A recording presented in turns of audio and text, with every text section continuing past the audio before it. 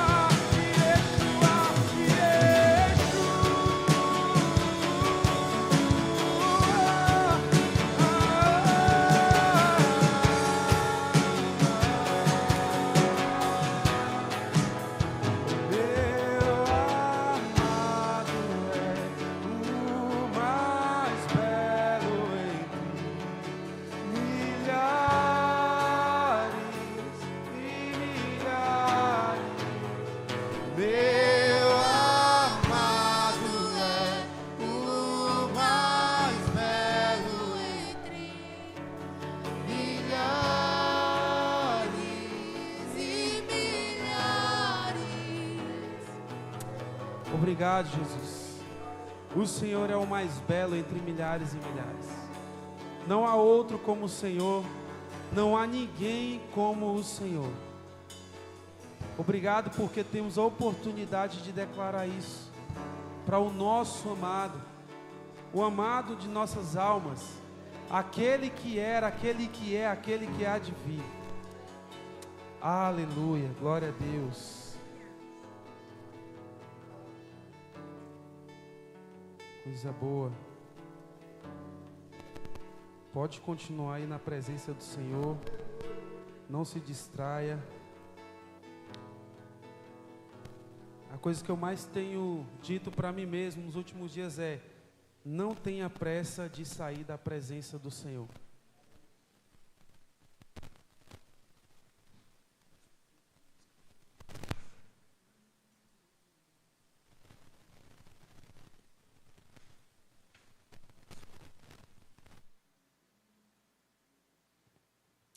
Glória a Deus. Você pode se assentar aí no seu lugar.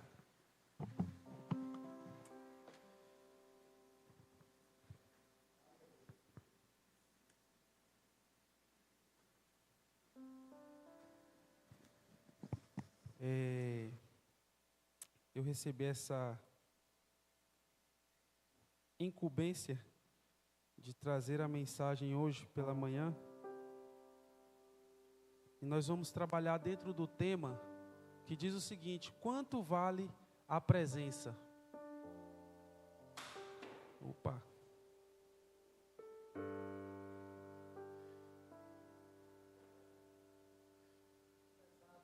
Tá pesado, pastor, tá pesado. É a presença de Deus, está tão grande que a cadeira não aguentou, o homem está só a unção. Glória a Deus. Quantos aqui amam a presença do Senhor? Quantos aqui sentem a presença do Senhor? Eu poderia perguntar para você assim: como você sabe que é a presença do Senhor? Mas eu não vou fazer isso. Porque a presença do Senhor é algo muito particular, muito pessoal de cada um. Uma vez eu falei com uma pessoa assim: a experiência com Deus, Deus ele é um Deus único, mas ele se revela de maneiras diferentes para cada um. Então, a pessoa ela não acreditava em Deus. E eu cheguei para ela e falei assim: você não acredita em Deus porque você nunca teve uma experiência com Ele.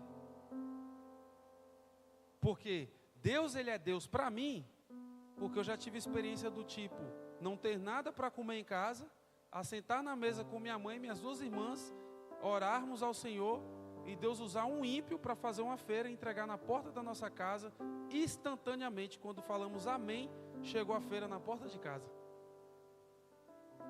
Por isso que Ele é Deus para mim. Deus ele é Deus para você, por quê? Qual experiência que você tem com a presença do Eterno que faz você olhar para Ele e falar assim, não, é Deus. Não tem como ser algo terreno. Por que eu estou falando isso?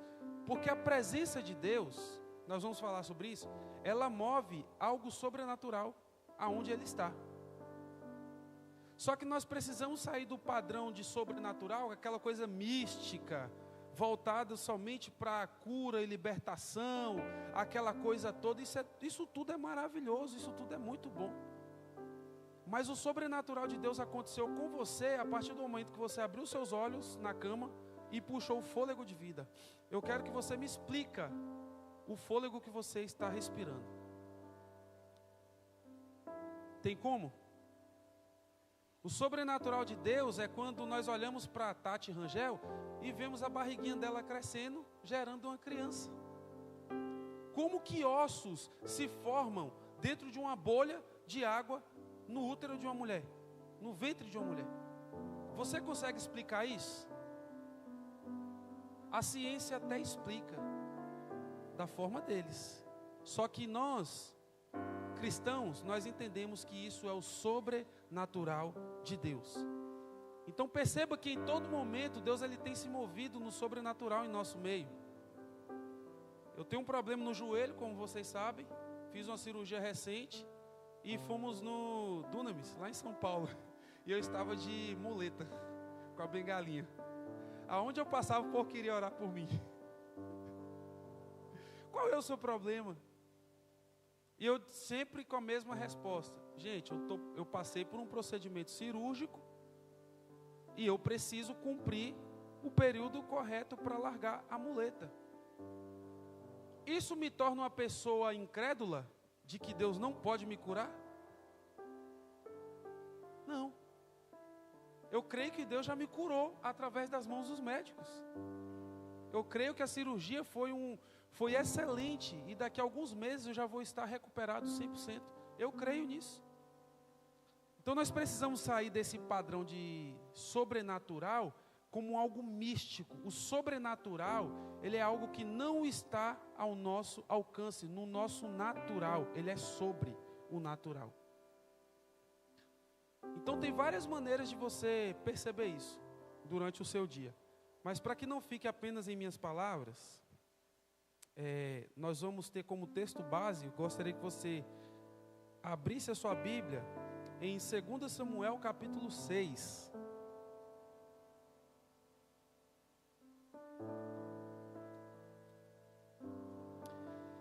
E eu quero abrir um parêntese aqui, rapidamente, enquanto vocês abrem aí. Enquanto Thaís estava ministrando, eu também fui anotando algumas coisas. Thaís falou sobre tempo de parar para descansar, né? Não foi? Muitas vezes nós falamos assim, não, eu preciso desacelerar, eu preciso parar. Ok. Mas sabe o que é que me intriga? É que muitas vezes nós paramos, nós desaceleramos só com as coisas do Senhor. Só com a presença de Deus. Por que quando você está cansado, você não para de ir trabalhar então? Fala, ó meu patrão, eu estou cansado, eu preciso desacelerar. Vou parar, não vou hoje não. Você faz isso? Fala com mais fé, você faz isso? Eu também não, eu tenho uma cafeteria. Tem dia que eu estou só o pó da rabiola, né não, Bianca? Eu falo assim, não vou trabalhar hoje. E já a cliente 8 horas da manhã mandando, perguntando que horas que vai abrir, que quer comer o bolo de churros, quer comer não sei o quê. E eu não paro. Eu vou lá, me obrigo. A presença do Senhor é a mesma coisa. Mas quantas vezes nós falamos assim, não, Deus, é o seguinte, o Senhor sabe, o Senhor entende, eu trabalhei o dia inteiro, eu não tenho tempo para o Senhor agora, eu vou descansar. Porque afinal de contas, o Senhor é um Deus que entende a minha limitação, não é verdade? Deus entende ou não entende? Entende, claro que Ele entende.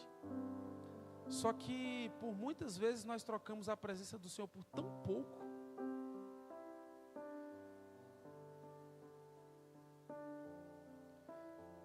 E 2 Samuel, capítulo 6, vai falar o seguinte. Gostaria que você acompanhasse comigo.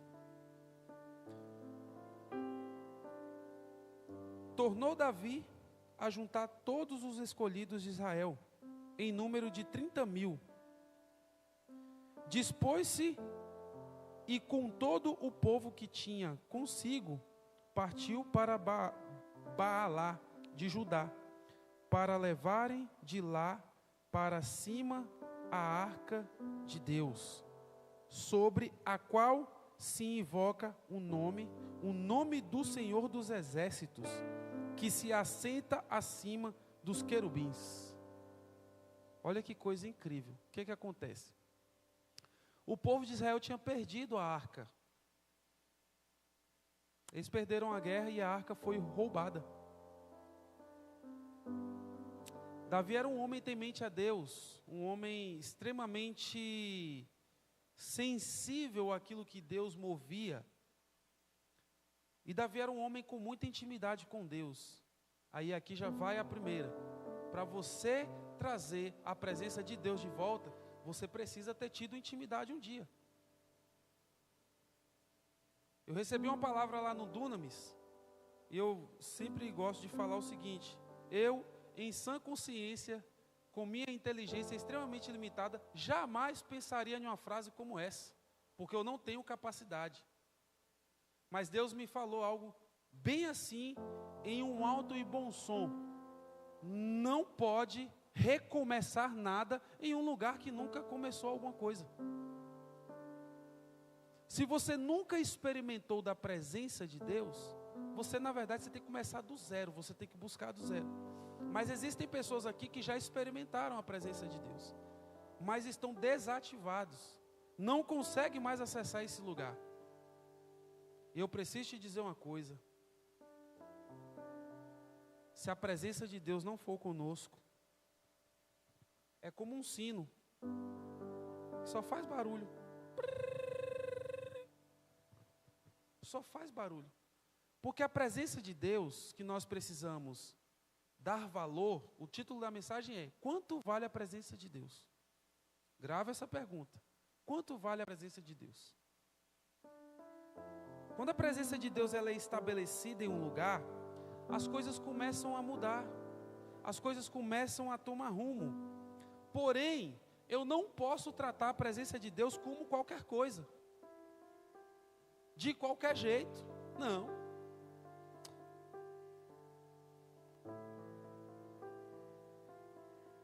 A Arca da Aliança, ela era representada com a presença de Deus, era um objeto.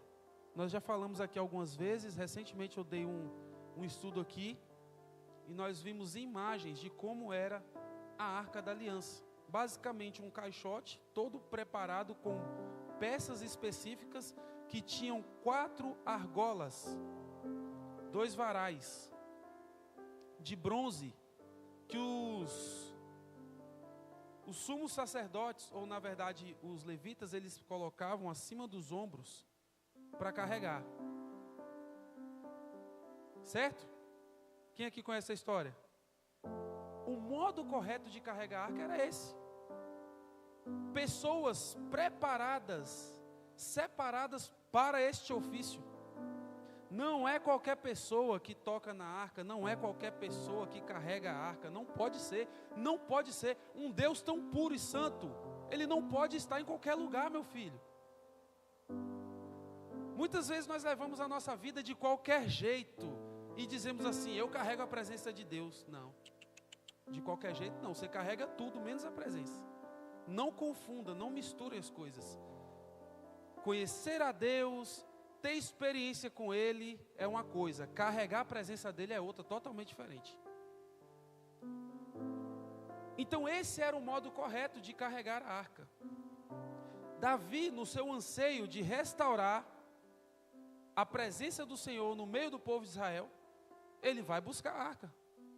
Eles separam a ruma de 30 mil homens e eles vão buscar a arca. Só que Davi, mesmo conhecendo como que funcionava a coisa, ele diz assim: vamos fazer o seguinte, adiantar o serviço? Os caras vão ter que andar demais, isso aqui está pesado. Traz lá o melhor carro da época, o carro de boi. E coloca ela em cima e nós vamos atrás adorando o Senhor e vai dar certo. Eu estou adiantando a história para vocês porque o texto vai falar sobre isso. E para que nós não estendamos muito a leitura, eu vou dar uma resumida. Então Davi, ele põe a arca em cima do carro de boi. Acontece uma coisa incrível. Diga comigo, incrível. Você vai ver o que acontece. Quando eu paro para pensar nisso, muitas vezes nós ouvimos pastores dizendo assim: o que importa é a intenção do seu coração. Deus, Ele não quer você, Ele quer o seu coração. Quantos aqui já ouviram isso? Mas deixa eu te falar uma coisa e vai chocar você. Eu adoro a Deus do meu jeito? Responde. Eu adoro a Deus do meu jeito? Do jeito que eu acho que tem que ser? É, sim ou não? Alguém falou não. Pois bem, se eu posso adorar a Deus do meu jeito, por que Nadab e Abiú morreram ao oferecer a adoração que foi considerada fogo estranho? Isso a gente vai ver em Levítico capítulo 10. Nadab e Abiú eram filhos do sacerdote. E aí o que acontece? Eles ofereceram sacrifícios ao Senhor de qualquer jeito. E o texto vai dizer que saiu um fogo do altar e consumiu eles. Morreu. Vocês não acham isso incrível, não? Eu acho. Incrível e assustador. Porque a presença de Deus, ela precisa ser zelada. Ela precisa estar em um lugar de destaque. Ela precisa ter uma importância maior do que tudo e todos. Se o que vale é a boa intenção, por que usar?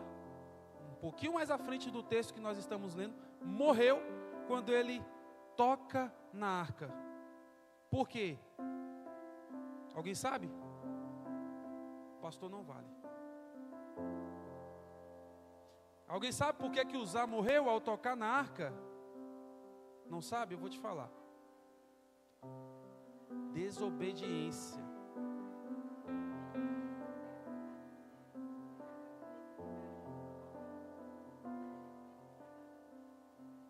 Perfeito.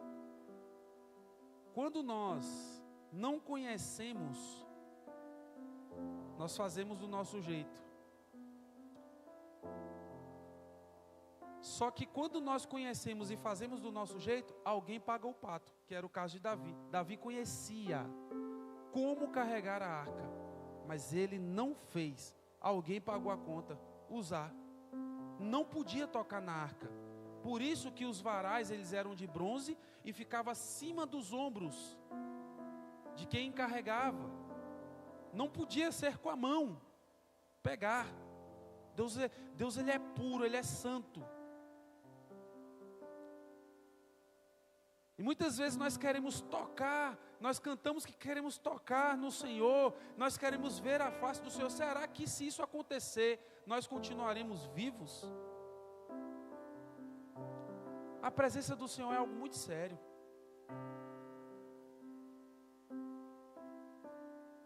Então veja bem, por que a arca ela cai? Porque Davi põe em cima do carro de boi, e enquanto está no caminho, a roda de um dos lados pega ali em uma pedra, em um barranco, alguma coisa assim, e vai tombar. No que vai tombar, que vai cair, vai quebrar tudo, Uzá segura, para não deixar cair. No que ele segura, morreu.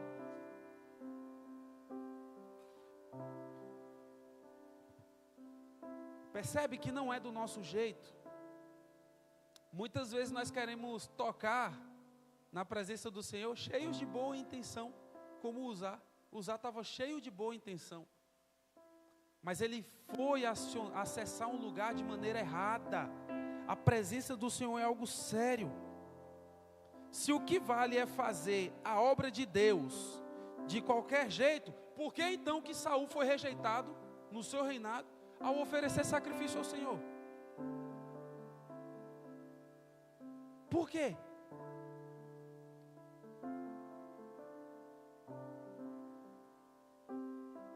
Primeiro Samuel capítulo 13, você vai poder ver. Saul, ele com pressa, porque o profeta Samuel ainda não havia chegado para realizar o sacrifício, e ele, esse homem está demorando demais, eu vou fazer. Ele se sentiu na liberdade e fez. Por causa disso, Deus rejeitou o reinado dele.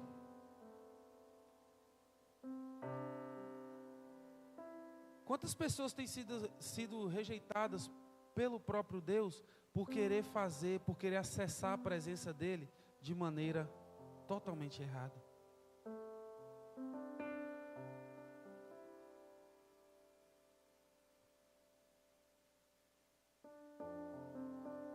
Se Deus recebe qualquer tipo de adoração, por que é então que ele aceitou a oferta de Abel e não aceitou a de Caim?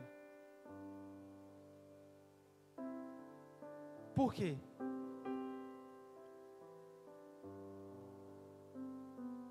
Nós temos que sair desse nível de oferecer qualquer coisa para o Senhor. Eu entendo que as nossas limitações nos impedem. E eu sei que Deus, ele entende. Mas como o pastor já falou aqui durante a semana, nós estamos vivendo um momento de transição como igreja do Senhor. Eu não digo nem como só Batista Peniel. Deus, ele está movendo algo novo, algo tremendo na igreja brasileira. Porque Deus, ele tem pressa. Nós precisamos restaurar a presença de Deus em nossos altares. Nós precisamos restaurar a presença de Deus em nossos templos, em nossa casa, em nossa vida. Mas isso não é feito de qualquer jeito. Eu acabei de citar vários exemplos aqui. Isso não é feito de qualquer jeito. Muitos de nós ficamos presos lá em... Não me lembro se é Mateus 27, 51. Abre aí. Mateus 27, 51. Põe aqui que eu vou ler daqui para ficar numa versão melhor para todo mundo. Nós ficamos presos exatamente nesse texto. Naquele momento, o véu do templo rasgou-se em duas partes, de alto a baixo. A terra tremeu e as rochas se fenderam. Nós ficamos presos a isso aqui. O véu do templo se rasgou. Agora nós temos livre acesso. Epa! Alto lá. Realmente nós temos livre acesso. Porém, para que nós tenhamos esse acesso, Deus nos fez sacerdócios. Sacerdote real. Você é um sacerdote. O sacerdócio naquela época era um ofício dado para homens. Mulheres não faziam esse tipo de trabalho. Só que depois de Jesus, mulheres também se tornaram sacerdotisas. O ofício de entrar na presença do Senhor, ele continua tendo o mesmo peso, sem o véu. Mas para acessar essa presença, precisa do mesmo nível de reverência que um sacerdote tinha. O grande problema é que nós queremos entrar na presença do Senhor de qualquer jeito. Fazer as coisas diante da presença do Senhor de qualquer jeito não vai dar certo. Lamento te dizer, mas não vai dar certo. A presença do Senhor é algo muito precioso. Uma das coisas mais legais que acontece comigo, vou falar de mim, porque é uma experiência que eu carrego ao longo da minha vida. Eu cheguei em determinado lugar, a pessoa não me conhecia, e ela falou comigo assim: você é pastor? Eu falei, não. Aí a pessoa falou assim: você tem maior jeito de pastor? Eu falei, é? Lembrei do senhor. Aí eu falei, não, eu não sou pastor. Ela, não, é porque quando você chegou aqui, parece que alguma coisa entrou com você. E parece que você carrega uma paz. E eu falei, gente, se minha esposa ouvir isso, será que ela vai concordar?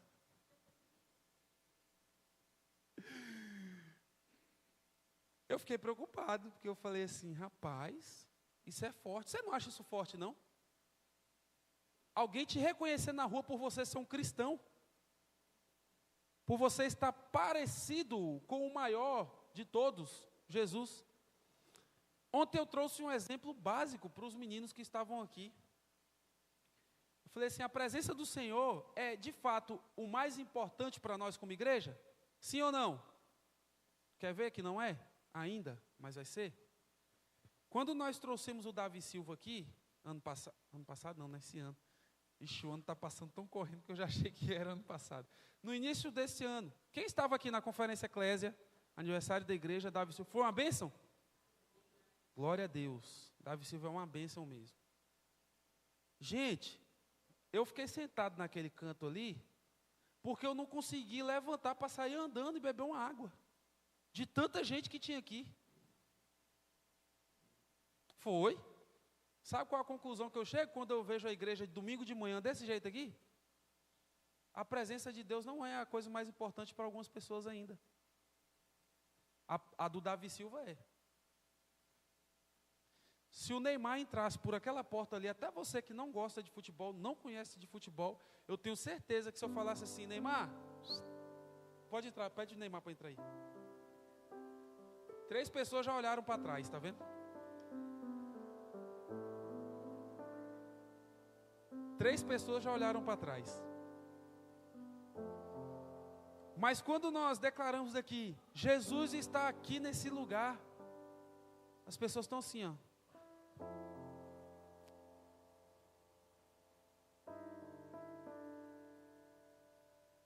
Irmão, Jesus está aqui nesse lugar.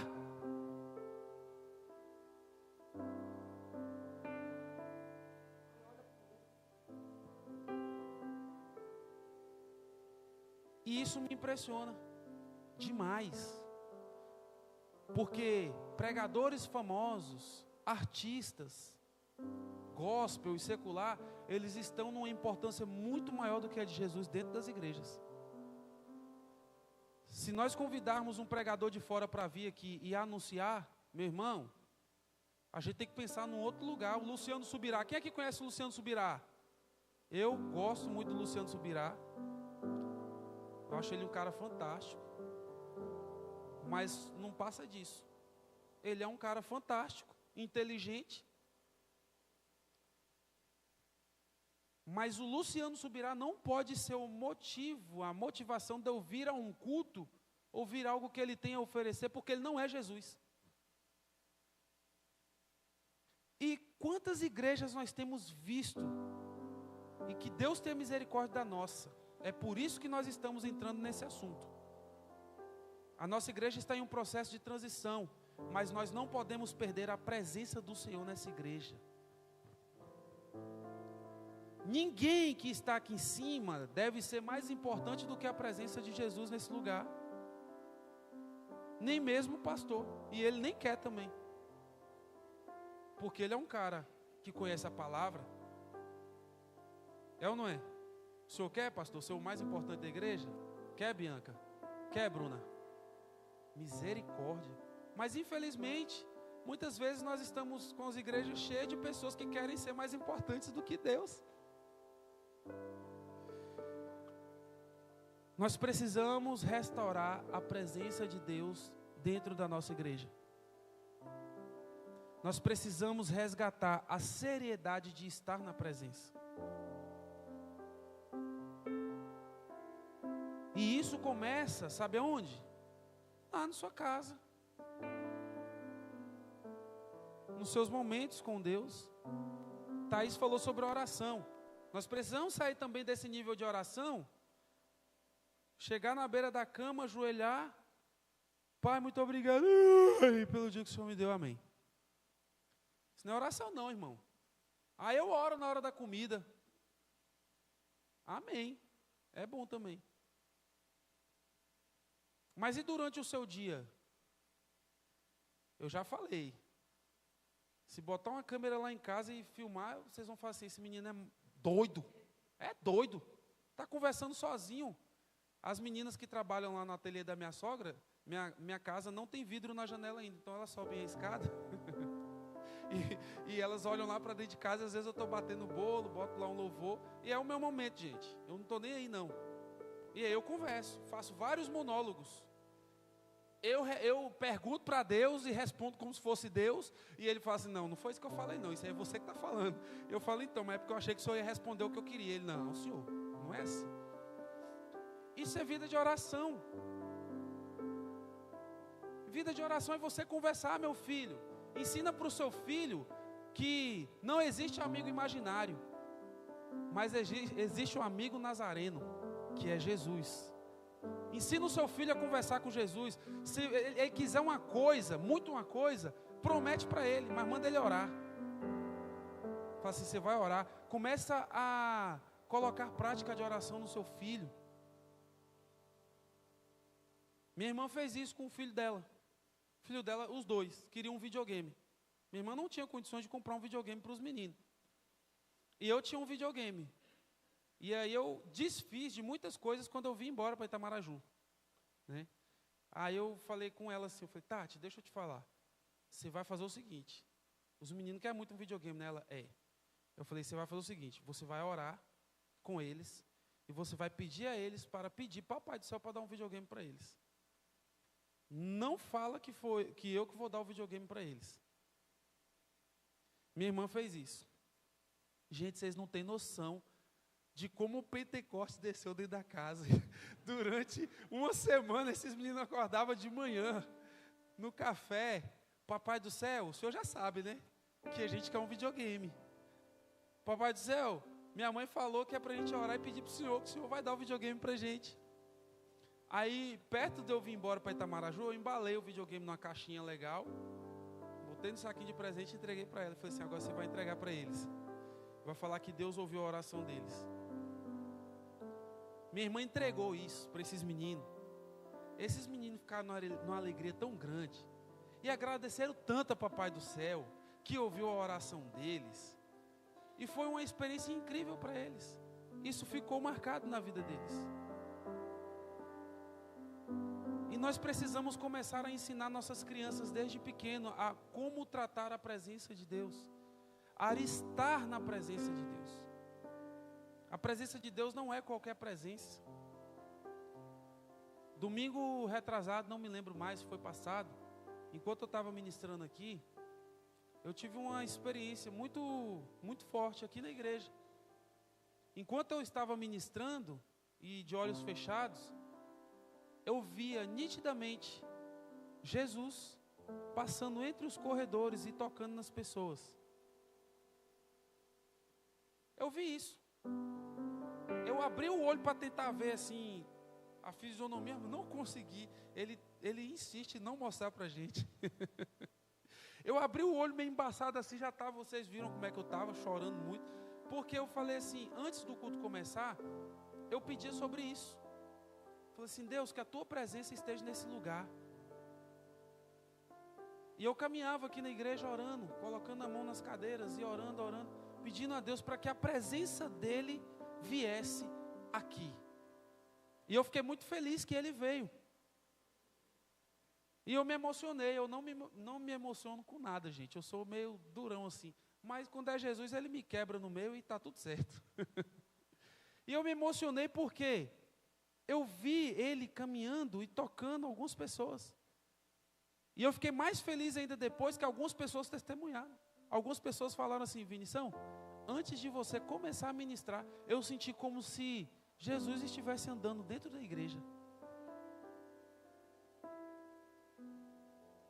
Nós precisamos viver isso como igreja.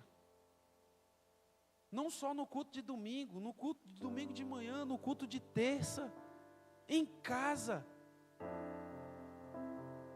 Às vezes eu estou em casa, eu sinto, eu percebo Jesus sentado com a perninha cruzada assim, me ouvindo, reclamando das coisas.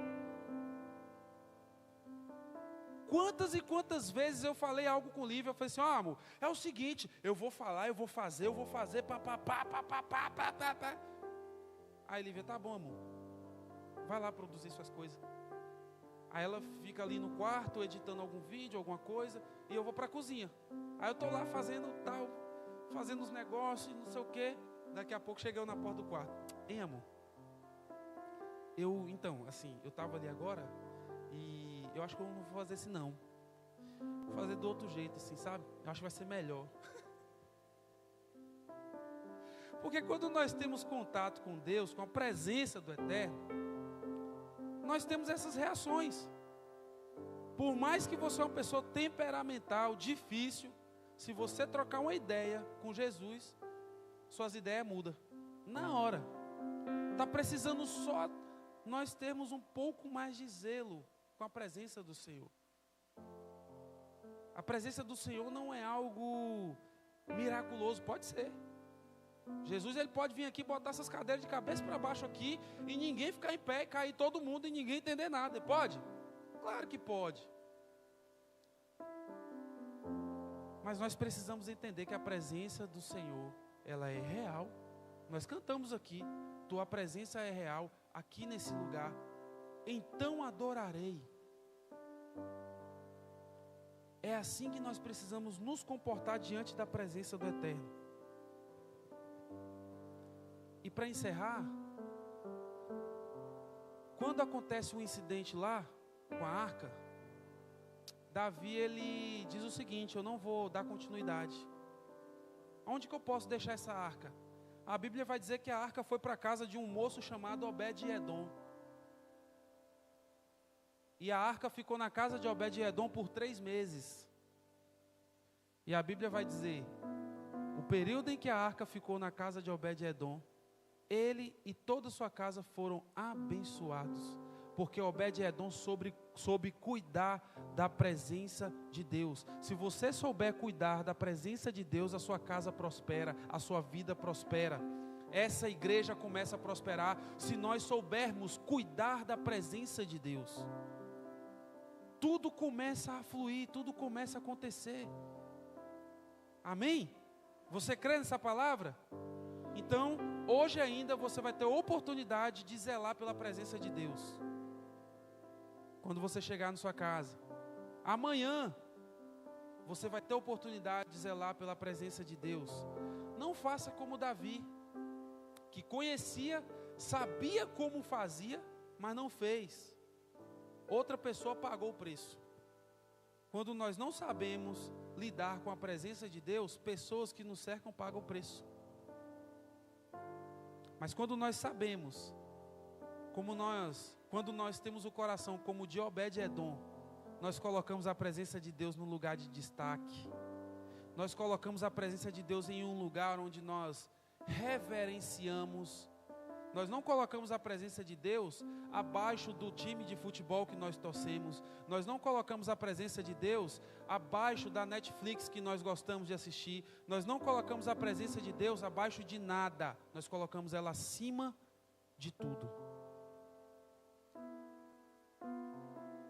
Nós ficamos aqui até 3 horas da manhã, uma galera, eu também. Cheguei em casa, fui dormir, já era 4h45, 4h35 da manhã, terminando de preparar a mensagem. E talvez você pense assim: você é maluco. Sou mesmo. E daí? Eu já fiz isso, gente, tantas vezes jogando videogame. E ia trabalhar 6 horas da manhã no outro dia. Por que eu não posso fazer isso para o meu Deus? Para ter a presença dEle. E Ele renova as nossas forças. Tem uma galera que está aí, uns abrindo a boca, mas está aí. E glória a Deus por isso. Isso é dar sentido ao que nós cantamos, amém? Tem uma música aí que nós não cantamos aqui ainda na igreja, mas eu tenho certeza que você conhece, que diz assim, ó: é Ele, por Ele que eu estou gastando a minha vida, perdendo tudo por amor e com alegria, dono dos meus dias. Nós cantamos isso, é a coisa mais linda. É ou não é? É uma letra pesada? É. Mas será que nós estamos gastando a nossa vida de fato para estar na presença do Senhor? Isso nós precisamos pensar. Se coloque de pé no seu lugar. Quantos entenderam essa palavra? Você vai ter zelo pela presença? Você quer ter a presença do Senhor?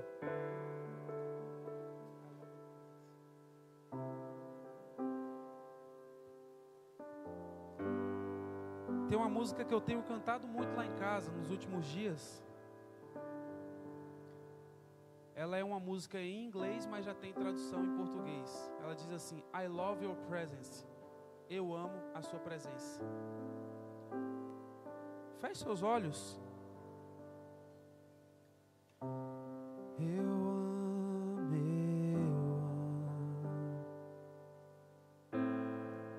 tua presença. Eu amo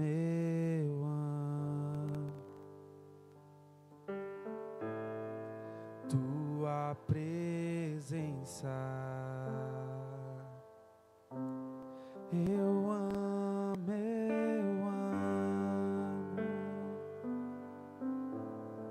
amo a ti, Jesus. Eu amo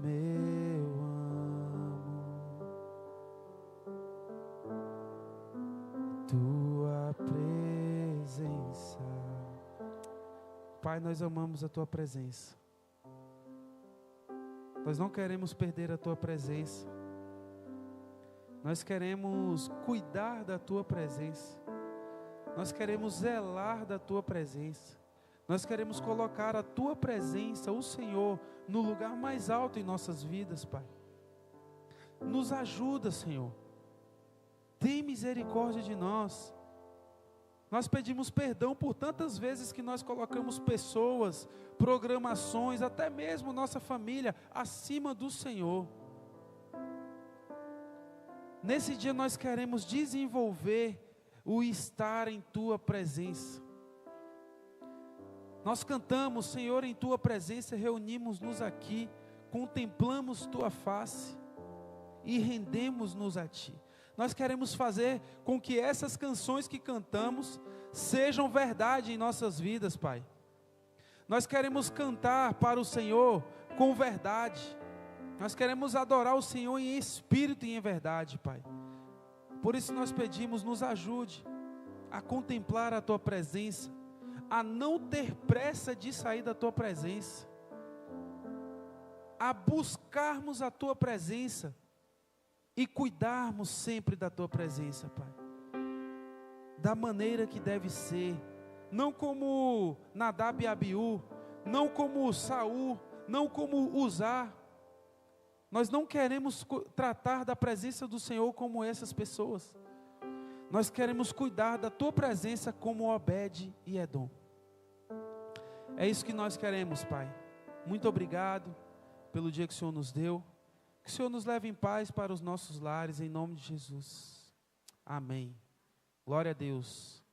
O que você vai fazer com a presença agora? O título da mensagem é uma pergunta: quanto vale a presença?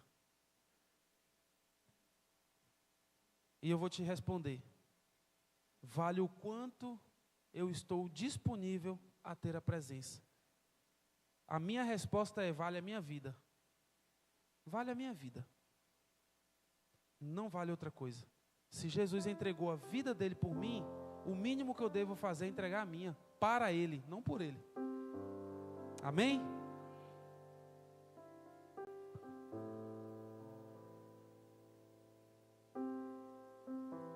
Glória a Deus. Deus te abençoe, irmão Vinícius. Boa essa palavra. Se você quiser aprender mais sobre a presença de Deus, tem um livro que logo quando eu me converti, quando o Senhor converteu meu coração, escrito pelo brother Lawrence, ou irmão Lawrence, é Praticando a Presença de Deus. Praticando a Presença de Deus. Vá lá, baixa o PDF, é uma leitura maravilhosa de uma experiência de vida dedicada a estar no altar do Senhor. A presença de Deus tem que estar onde? Dentro de nós, acima de nós e ao redor de nós, o tempo todo. Isso é viver plenamente Deus na nossa vida. Amém? Pode sentar, irmão, só passando um aviso para vocês. No domingo que vem, nós teremos aqui, a partir das 8 horas da manhã, nosso café da comunhão. Amém? Toda a igreja estará reunida, congregados, mas eu não sei se já colocaram, Thaís, um aplicativo, porque a gente precisa saber quantos irmãos estarão presentes neste dia, para que a gente tenha um controle de pessoas e quantidade de alimentos, para que não haja desperdício. Então, essa semana deve estar saindo um aplicativo, e você diz, eu vou estar com minha família, fulano de tal, fulano de tal, fulano de tal. Então, para que a gente tenha um controle no domingo de manhã. Depois do café, nós teremos uma breve assembleia para encerramento do ano administrativo da igreja, não é? E, posteriormente, nós teremos a palavra e a ceia do Senhor pela manhã. Vai ser uma manhã muito agradável na presença de Deus. E, à noite, nós teremos a cantata de Natal aqui na nossa igreja, a partir das 19 horas. Não deixe de convidar pessoas, né? A mídia estará fazendo a parte dela durante essa semana, mas você é uma oportunidade, uma ferramenta ímpar para você convidar pessoas que ainda não conhecem a palavra de Deus, mas que têm o Natal como uma realidade importante na sua vida. Então, convide para vir participar desse trabalho domingo à noite. Amém? E a partir daí, nós estaremos já nos organizando também como igreja para juntos estarmos aqui reunidos, quem assim desejar, no culto de celebração do Natal, no dia 22, salvo engano, né? No outro domingo, depois do dia 15, é 22, vai ter o culto de Natal, mas sem cantata, que vai cair no domingo, salvo engano. E também nós teremos o nosso trabalho de Réveillon, né, o culto de Ano Novo. Alguns irmãos vão também fazer uma comunhão aqui à noite. Mas essa programação será divulgada durante esses breves dias. Amém? Que Deus te abençoe, que você tenha um bom almoço, dê um abraço ao seu irmão, sua irmã, e nosso culto está encerrado.